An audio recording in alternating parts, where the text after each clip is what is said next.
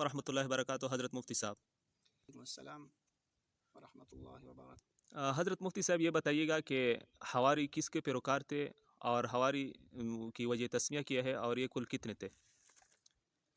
بس حواری جو ہے یہ حضرت عیسیٰ علیہ السلام کے پیروکار تھے۔ ان کو حواری کہنے کی وجہ تقریباً 2-3 اقوال اس میں ذکر کیے گئے ہیں۔ پہلا قول یہ ہے کہ حواری کے لغوی معنی ہے سفیدی کے۔ ایک قول یہ ہے کہ یہ سفید کپڑے پہنا کرتے تھے، اسی وجہ سے ان کو حواری کہا جاتا ہے۔ اور دوسرا قول یہ ہے کہ یہ لوگ جو ہے جو 12 افراد تھے، یہ انتہائی سفید نیت، یعنی بالکل انتہائی عادل جو نا عادل انسان تھے۔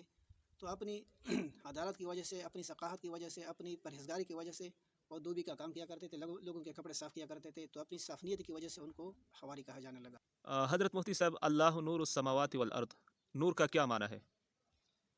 یہ رحمۃ اللہ علیہ فرماتے ہیں کہ نور الظاہر لنفسہ والمظہر لغیرہ، جو بذات خود تو روشن ہو لیکن دوسروں کو بھی روشن کرتا ہے، یعنی دوسروں کو بھی واضح کرتا ہے۔ امام غزالی رحمۃ اللہ نے اس کی یہ تعریف کی ہے۔ اور یہ اللہ نور السماوات والارض، یہاں تک اس کی ترکیب کیجیے گا۔